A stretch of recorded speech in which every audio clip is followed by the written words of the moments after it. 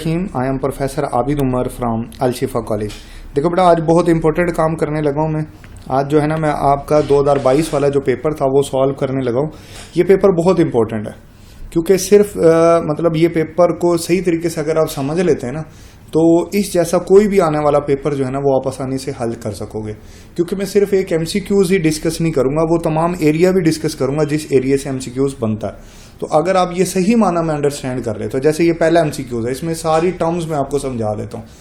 ये जो टर्म्स से ही, जो इसकी इनिशियल टर्म्स है ना, यहाँ से ही 2-3 एमसीक्यूज बन जाते हैं।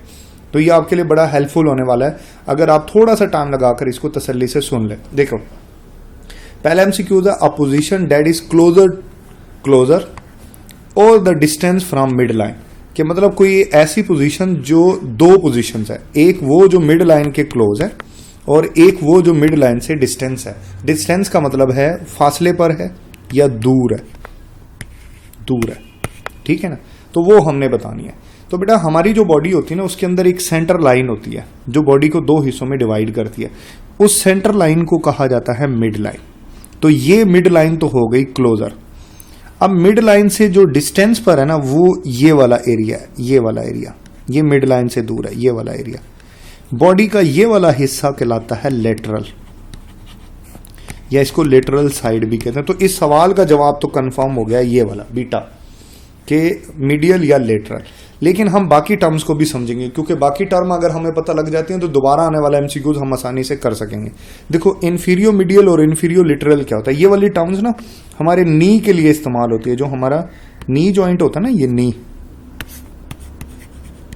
नी जॉइंट का बिल्कुल सेंटर वाला हिस्सा कहलाता है इन्फीरियो मीडियल, और इसकी साइडों वाला हिस्सा, ये साइडों वाला मीडियल कहलाता है मीडियल, और ये साइडों वाला कहलाता है इन्फीरो लेटरल। ये दूसरी टर्म आपको पता लग गई। फिर आपने एक टर्म समझनी है कि सुपरफिशियल और डीप में क्या फर्क होता है। देखो, सुपरफिशियल बेसिकली कहा जाता है सरफेस पे जो होती है ना चीज, ऊपर ऊपर जो होती है। मसलन देखो, आपके सरफेस पे स्किन है, स्किन में अगर चेस्ट में मैं चला जाऊं तो रिब्स है, रिब्स के नीचे आपके लंग्स हैं। तो आप ये देख सकते हो कि आपकी स्किन सुपरफिशियल है। हर वो चीज जो सरफेस पे होगी, जो ऊपर होगी, वो सुपरफिशियल है। और आपके जो लंग्स है इसके कंपैरेटिव में वो डीप है, वो ज्यादा गहराई में, ठीक है ना। तो डीप और सुपरफिशियल की टर्म यूं इस्तेमाल की जाती है। फिर ये इंटीरियर और पोस्टीरियर से क्या मुराद है मैं आपको बताता हूं। ये टर्म्स भी मैं आपको समझा देता हूं। देखें, पहले तो ये देख सकते हो ना कि ये मिड लाइन, सेंटर वाली जो व्हाइट लाइन है ये मिड लाइन, और ये साइडों वाली लेटरल है। ये तो मैंने आपको समझा दिया। फिर आपको बताना चाहिए कि इंटीरियर और पोस्टीरियर क्या होती है। ये वाली 2 टर्म्स क्या होती हैं, वेंट्रल और डोर्सल क्या होती है, ठीक है। ये क्या होती है, इंफीरियर और सुपीरियर क्या होती है, ये भी आपको समझनी है कि ये 2 टर्म्स क्या होती हैं। ये भी मैं समझाता हूं। देखो बेटा, सबसे पहले आपको बता दूं कि इंटीरियर कौन सी होती है, मुंह की तरफ वाली जो टर्म होती है ना, टूवर्ड ओरल कैविटी, वो होती है इंटीरियर।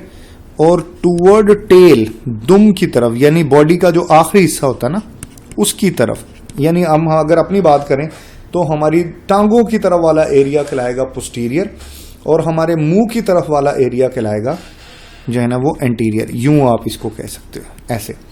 इसने एरो ठीक से नहीं बनाया। अब वेंट्रल क्या होता है, सामने वाला, यानी फ्रंट साइड। और डोर्सल क्या होता है, back side, that is dorsal, ठीक है ना, यानी हमारी जो कमर वाला हिस्सा है। सुपीरियर होता है ऊपर वाला, इंफीरियर होता है नीचे वाला, बिलो, नीचे वाला हिस्सा, ठीक है ना। ये याद करना, ये टर्म समझाने का मतलब ये है कि बेटा इससे रिलेटेड एमसीक्यूज आएगा ही आएगा। तो आपको अगर ये पता होगा तो आप आसानी से हल कर लोगे वो, ठीक है। फिर एक पार्ट होता है डिस्टल और एक पार्ट होता है प्रोक्सिमल। ये क्या होता है मैं बताता हूं। देखो, जस्ट फॉर एग्जांपल, ये बंदे की टांग है, यहां से शुरू हो रही है, यहां पे खत्म हो रही है। देखो, जहां से जुड़ा हुआ हिस्सा शुरू होता है वो हिस्सा कहलाता है प्रोक्सिमल, और जहां पर एंड होता है वो हिस्सा कहलाता है डिस्टल। ठीक है ना। अगर आप बाजू से भी ले सकते हो कि ये प्रोक्सिमल है, ये डिस्टल है। देखो इसने लिखा भी हुआ, देखो ना यहाँ पे ये मेंशन किया हुआ है। जहां पर जुड़ा हुआ हिस्सा होगा, यानी जहां से ये स्टार्ट होता है वो हिस्सा कहलाता है प्रॉक्सिमल, और जहां पर एंड होता है वो हिस्सा कहलाता है डिस्टल। यानी जुड़े हुए हिस्से से दूर वाला हिस्सा कहलाएगा डिस्टल और उसके करीब वाला हिस्सा कहलाएगा प्रॉक्सिमल। आई थिंक आपको यह एमसीक्यू समझ आ गया होगा। चलें दूसरे की तरफ चलते हैं। Which of the following is called bone felt subcutaneously on thoracic wall. देखो ये हमारी थोरेसिक वॉल, चेस्ट वॉल होती है। आपको कौन सी बोन जो है ना वो बाहर की तरफ फील होती है? ये वाली हड्डी फील होती है। इस हड्डी का बेसिकली नाम होता है क्लेविकल बोन। ये बाहर से दिखाई देती है, ठीक है ना। इसको ब्यूटी बोन भी कहा जाता है। रिब्स आपको इस तरह से दिखाई नहीं देते, तो इसमें ये वाली हड्डी आ जाएगी क्लेविकल। बैक साइड पे आपको ये वाली महसूस होती है, इसको कहते हैं स्कैपुला। स्कैपुला बोन कहा जाता है इसको, ठीक हो गया। और बाकी सर्विकल रिब्स कौन सी होती है? सर्विकल जो गर्दन वाली जो होती है ना, गर्दन वाली जो होती है ना, यहां जो आती हैं, दीज आर कॉल्ड सर्विकल। चले अब आंसर हमारा, जो बोन आपको फेल्ट होती है थोरेसिक वॉल में, वो क्लेविकल है। Which of the following muscle of the back produce the prominent vertical bulges. Bulges यानी बाहर की तरफ आना। कहां पर? बैक में। बैक यानी कमर में। कमर में कौन से मसल बाहर की तरफ आ रहे होते हैं? देखो बेटा, आपकी कमर के सारे मसल्स को एरेक्टर स्पाइनी कहा जाता है, ठीक है ना। ऑल बैक मसल्स जो होते हैं ना,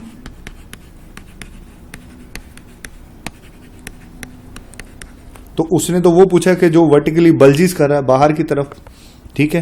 पोस्टीरियर यानी बैक साइड, नीचे की तरफ। ये देखो बेटा, ये एक मसल होता है, उसको कहते हैं क्वाड्रेटस जो है ना इम्बोरम।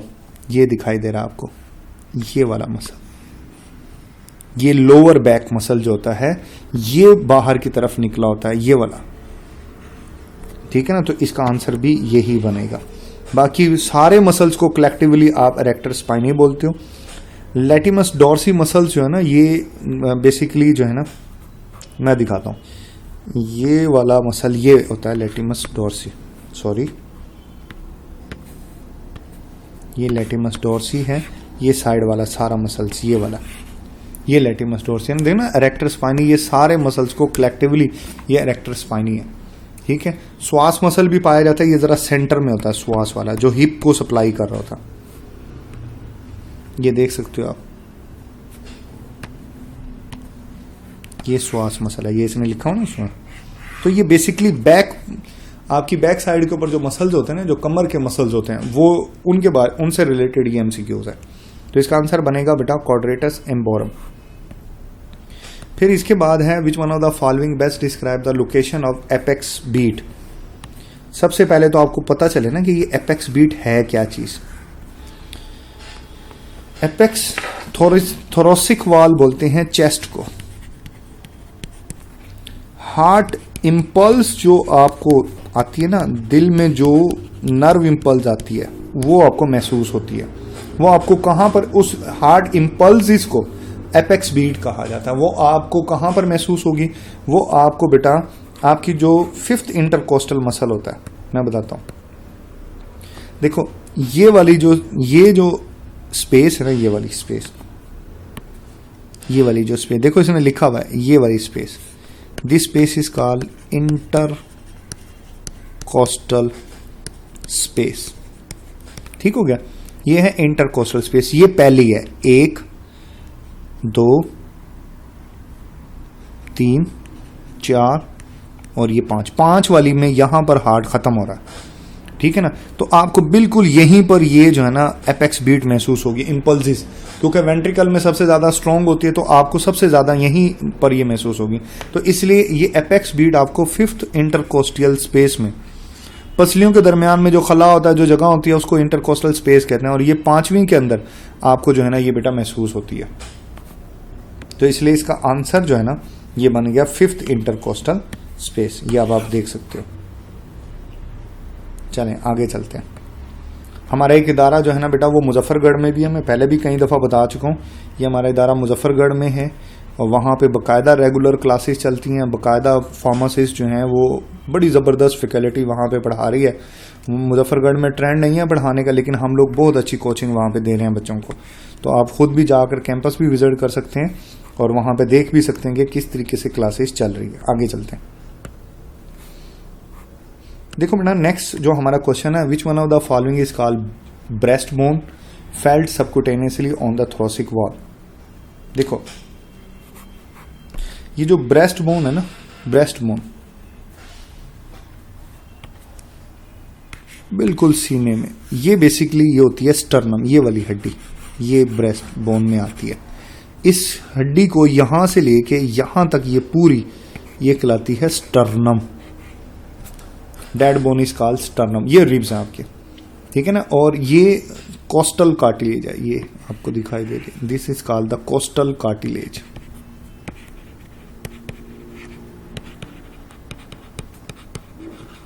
ठीक है ना, कोस्टल कार्टिलेज मतलब वो कार्टिलेज जिससे रिब्स आपकी स्टर्नम के साथ अटैच होती हैं। तो ये सारी पसलियां आपकी स्टर्नम से अटैच होती हैं सिवाय लास्ट 2 पसलियों के। ये 11वीं और 12वीं पसली जो है ना वो सिर्फ आपकी वर्टिबल कॉलम से अटैच होती है। आप बोलते हो ना इसको फ्री फ्लोटिंग वर्टिब्रीज। और जो डायरेक्ट अटैच हैं स्टर्नम से वो कहलाती हैं ट्रू, और जो डायरेक्ट नहीं है वो 7वीं के साथ अटैच हैं तो वो कहलाती हैं फॉल्स।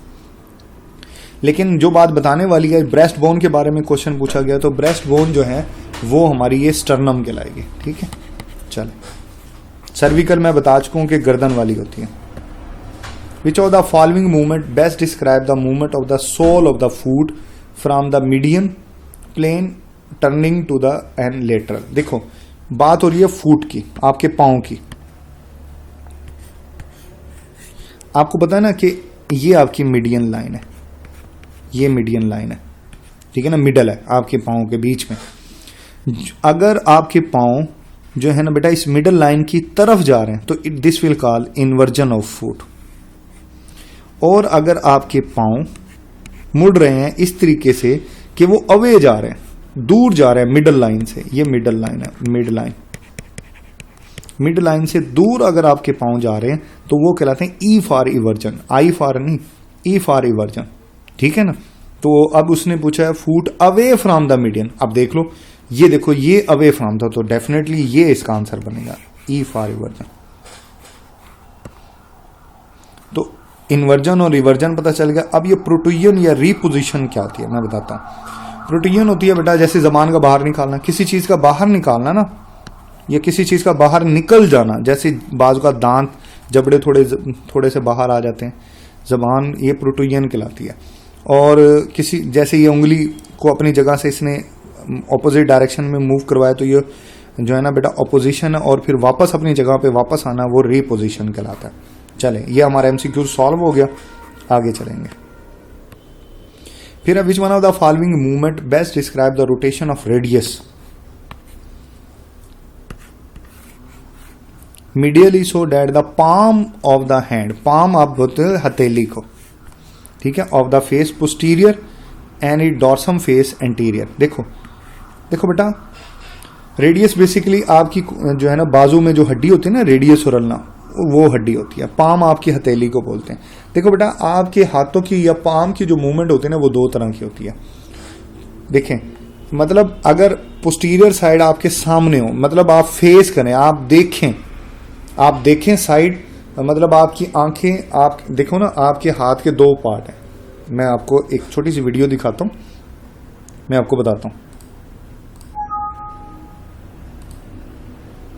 ये देखें, ये अब आप देखो, ये आपके हाथ का फ्रंट साइड है, ठीक है।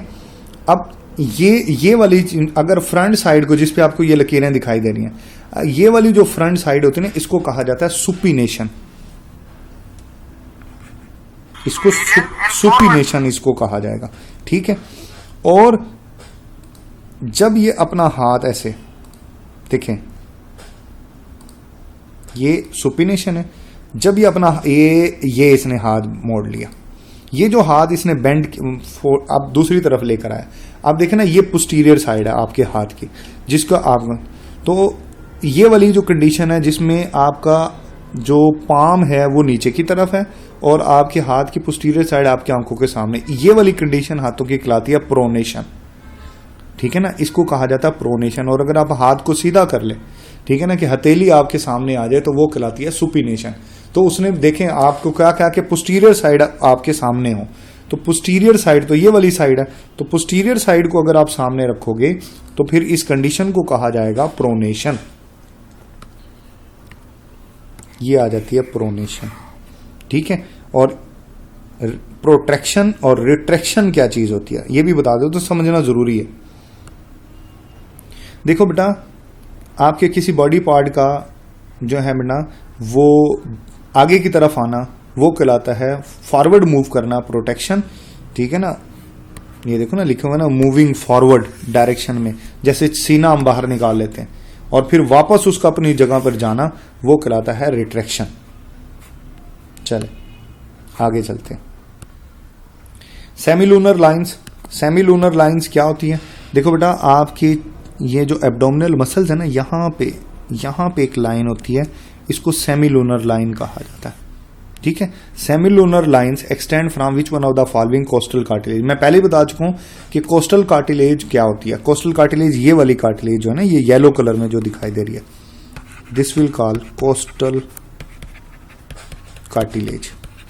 ये जो आपके पेट के ऊपर सेमीलूनर लाइंस बनती है ना, 9th जो कोस्टल कार्टिलेज होती है ना, 9वीं, वहां से ये शुरू होती है, तो इसका आंसर 9th बनेगा। Which of the following being the branch of anatomy deal with the structure of CT scan and MRI? देखो बेटा, CT scan या MRI जो है ना, ये रेडियोलॉजी एक ब्रांच होती है ना, उसके अंदर पढ़ा जाता है, एक्सरे वगैरह, CT scan वगैरह। Which one of the following anatomical line runs from the apex of the axillary fiona? अब ये क्या बोला, आर्म पिट ना हमारी बगल को कहते हैं, हमारी जो बगल होती है ना, समझ आ जाएगा कि ये है क्या चीज। देखो ये वाला, देखो ये मिड लाइन है, आपको पता है, ये मैं पहले भी बता चुका हूं, मिड लाइन है। और अगर आप अपनी जो है ना बेटा आर्म पिट को डिस्कस करें, तो ये 3 लाइनें इसके अंदर होती हैं। एक मिड लाइन होती है, एक मिड क्लेविकुलर लाइन है, यानी आपको याद होगा इस हड्डी का नाम बताया था मैंने, इस हड्डी का नाम है क्लेविकल बोन, ठीक है। और फिर ये आ जाती है एक्सिलरी, तो एंटीरियर एक्सिलरी के अंदर आर्म पिट होती है, ठीक है ना। तो एंटीरियर एक्सिलरी के अंदर आर्म पिट होता है। मिड क्लेविकुलर में मतलब क्लेविकल हड्डी के, मतलब क्लेविकल बोन के बीच वाला हिस्सा, और मिड एक्सिलरी जो है ना वो इसके बीच वाला हिस्सा। मिड एक्सिलरी का मतलब है कि जो एक्सिला एरिया है उसका मिड, ठीक है ना। लेकिन इसका आंसर तो एंटीरियर एक्सिलरी बनेगा, क्योंकि यहां पर पूछा गया एपेक्स, ठीक है ना, ऑफ द एक्सिलरी फियोना, यानी आपके आर्म पिट का जो है ना, आर्म पिट आपके कहां पर पाए जाते हैं, तो अनाटॉमिकली ये एरिया जो है ना एंटीरियर एक्सिलरी पॉइंट कहलाता है, तो इसका आंसर बनेगा बीटा। ये देखो ना, ये 3 लाइंस होती हैं। पहली लाइन होती है बेटा मिड एक्सिलरी लाइन, ये मिड एक्सिलरी लाइन में बिल्कुल दरमियान वाला हिस्सा आता है। फिर पोस्टीरियर एक्सिलरी लाइन है, और फिर एंटीरियर एक्सिलरी लाइन है, ठीक है ना। तो इसका आंसर बनेगा मिड एक्सिलरी, और पोस्टीरियर एक्सिलरी तो ऑप्शन में नहीं है, तो इसलिए आना ही जवाब एंटीरियर एक्सिलरी है। In the anatomical position finger is related to the thumb. Thumb क्या कहां पर होता है? देखो आपके हाथ में जो थंब की पोजीशन होती है ना, बेसिकली वो देखो ना, ये जस्ट फॉर एग्जांपल मैं कहता हूं ये मिड है, तो ये लेटरल साइड पर होता है, लेटरल साइड पर, तो इसलिए इसका जवाब ही ये बनना। Which of the following term refer to the outer border of lower limb? देखो बेटा, आपकी जो लोअर लिम्ब होता है ना, लोअर लिम्ब बोलते हैं टांग को। ये आपकी टांग में ना 2 हड्डियां, एक होती है बड़ी हड्डी होती है टिबिया, और दूसरी हड्डी होती है फेबुला, 2 हड्डियां होती है। तो बेटा ये टर्म्स आपने याद करनी है। रेडियल जो बोन होती है ना, रेडियस पाई जाती है आपके बाजू में, आपके आर्म्स के अंदर, लेग में नहीं होती, आर्म में, ये भी आर्म के अंदर होती है। तो ये outer border of upper limb, ये इनर बॉर्डर यानी अंदर की तरफ होती है। इसी तरह टिबिया जो होती है ना, ये inner border of lower limb होती है, और फेबुला जो है ना, ये outer border of lower limb यानी टांगे, अपर लिम्ब यानी आपके बाजू। तो ये चारों टर्म्स आपने याद करनी है, ये दोबारा भी एमसीक्यूज में आ सकती हैं, ठीक है। चले, तो क्वेश्चन था outer border of lower limb, तो इसलिए जवाब आएगा फेबुला यानी फेबुलर। अब मेरा ख्याल है ये अब आपको क्लियर हो गया। विच of the following branch of the anatomy deal with the microscopic study ना, मतलब कोई चीज़ देखने के लिए आपको माइक्रोस्कोप इस्तेमाल करना पड़े। जो टिश्यू की स्टडी होती है ना, टिश्यू की स्टडी जो होती है हिस्टोलॉजी, ये टिश्यू आपको सिर्फ माइक्रोस्कोप से दिखाई देंगे, जबकि एम्ब्रियो की स्टडी को एम्ब्रियोलॉजी कहा जाता है। एंडोस्कोप कहते हैं जब आप कैमरे के थ्रू किसी नॉर्मल चीज को देख रहे हैं, तो वो एंडोस्कोप है बॉडी के अंदर। Which of the following plane divide the body into anterior and posterior. देखो अब ये प्लेन भी आपको समझने पड़ेंगे। 3 तरह के प्लेन होते हैं हमारे पास। एक होता है कोरोनल प्लेन, एक होता है सैगिटल प्लेन और एक होता है ट्रांसवर्स प्लेन। कोरोनल प्लेन जो होता है ना, ये बॉडी को एंटीरियर और पोस्टीरियर हिस्सों में डिवाइड करता है, यानी मुंह की तरफ वाला और दुम की तरफ वाला। मैं पहले समझा चुका हूं ये। सैगिटल प्लेन जो है ना, बॉडी को लेफ्ट और राइट में डिवाइड करती है, लेफ्ट और राइट में। और ट्रांसवर्स प्लेन जो होती है ना, बॉडी को सुपीरियर यानी ऊपर वाला, ऊपर के हिस्से और निचले हिस्सों में डिवाइड करती है। तो ये याद करना है। तो एंटीरियर और पोस्टीरियर तो कोरोनल प्लेन आ जाएगा। मीडियन पहले मैं बता चुका हूँ, मिड लाइन को बोलते हैं। Which of the following plate longitudinally run through the body and divide the it let equal right and left. देखो बेटा, ये कोई भी पार्ट है ना, उसको लेफ्ट और राइट में जो डिवाइड करना है, जस्ट फॉर एग्जांपल ये टांग है, टांग को ऐसे 2 हिस्सों में यूं डिवाइड करें, तो ये मीडियन ही प्लेन होता है जो 2 हिस्सों में डिवाइड करता है। मीडियन प्लेन डिवाइड करता है 2 हिस्सों में। या मिडल कर दें, यूं कर लें, चलें, ये मिडल, ये लेटरल और दरमियान वाला middle. Most abundant type of muscle, सबसे ज्यादा जो मसल्स पाए जाते हैं ना, वो स्केलेटल मसल है। ये हमारे स्केलेटल मसल हमारे लिम्स में होते हैं, कार्डियक सिर्फ दिल में होते हैं, ये पूरी बॉडी में होते हैं। स्मूथ आपको जो इनवॉलंटरी हैं ये ब्लड वेसल्स में मिलेंगे, स्टमक में मिलेंगे। विसरल मसल स्मूथ मसल्स का ही दूसरा नाम है। विसरल मसल जो है ना, स्मूथ मसल का दूसरा नाम है, इसलिए बीच में मैंने और लिख दिया। हार्ड साउंड, हार्ड की 2 आवाज होती है। एक ये याद रखना आपने, ये भी एमसीक्यूज बता रहा हूं मैं आपको। 2 साउंड होती है, एक लब होती है, एक डब होती है। बड़ी इजी बात है। एक लब साउंड होती है, एक डब साउंड होती है। देखो जो लब साउंड होती है ना, जब ये जो बाइकस्पिड और ट्राइकस्पिड, बाइकस्पिड वॉल को मिट्रल वॉल भी बोलते हैं। जब बाइकस्पिड और ट्राइकस्पिड वॉल क्लोज होगा ना, क्लोज होने से आवाज आती है लब, और जब ये ओपन होगा तब कोई आवाज नहीं होती, क्लोज होने से आवाज होती है। और जो डब साउंड होती है ना, दूसरी आवाज, वो एओर्टा का वॉल और पल्मोनरी वॉल, इनको कहते हैं सेमिलूनर वॉल। जब ये बंद होते हैं तब ये आवाज आएगी, इसको कहते हैं डब साउंड। तो लब और डब साउंड होते हैं, बाकी कोई साउंड नहीं होता। The most important cell in the defence mechanism, सब आपका इम्यून सिस्टम सारे का सारा व्हाइट ब्लड सेल्स पे डिपेंड करता है।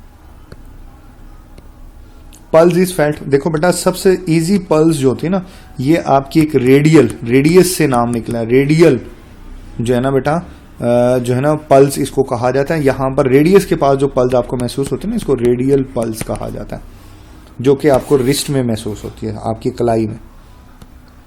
The transfer of the cardiac muscle to the cardiac impulse to the all cardiac muscle is. देखो बेटा, आपके हार्ट में जो इम्पल्सिस आती है ना, नर्व इम्पल्स, उसके वो रिसीव करता है एसए नोड, इसको कहते हैं pacemaker, pacemaker of heart. ये नर्व इम्पल्सिस खुद पैदा भी करता है, रिसीव भी करता है। आगे ये नर्व इम्पल्स दे देता है एवी नोड को। एवी नोड देखो ना, ये एसए नोड है, इम्पल्स यहां जाएगी, यहां से यहां आएगी, this will call bundle of his. Bundle of his से ये ऐसे ब्रांचेस में आगे परकिंजी फाइबर्स में डिवाइड हो जाएगी। परकिंजी फाइबर नर्व इम्पल्स देते हैं वेंट्रिकल्स को, ठीक है ना। ऐसे नोड खुद एट्रिया को नर्व इम्पल्स रिसीव, दोनों एट्रिया को, लेफ्ट और राइट दोनों को। तो ये जो इम्पल्सिस हैं, ये ऐसे नोड रिसीव करता है। कौन रिसीव करता है? ऐसे नोड। ऐसे node stand for Sino arterial node. बेटा ये वाला लेक्चर अभी फिलहाल मैं यहीं पर ऐड कर रहा हूं। मैंने 20 एमसीक्यूज डिस्कस किए हैं, क्योंकि वीडियो बहुत लंबी हो जाएगी, डिटेल बताना भी बहुत ज़रूरी था, इसलिए ये वाली वीडियो मैं 20 एमसीक्यूज पर बना रहा हूँ। बाकी भी एमसीक्यूज जो है ना, क्योंकि ये पहले एमसीक्यूज बहुत टफ एमसीक्यूज थे, तो इसको आपको समझना भी बहुत ज़रूरी है। थोड़ा टाइम लगा है, लेकिन आपने इसको समझना है। 20 मुकम्मल कर लिए हैं, बाकी पार्ट जो है ना, बाकी जो 40 MCQs हैं वो मैं दूसरी वीडियो के अंदर इंशाल्लाह डिस्कस करूँगा। अपना बहुत सारा ख्याल रखिएगा। Thank you. अल्लाह।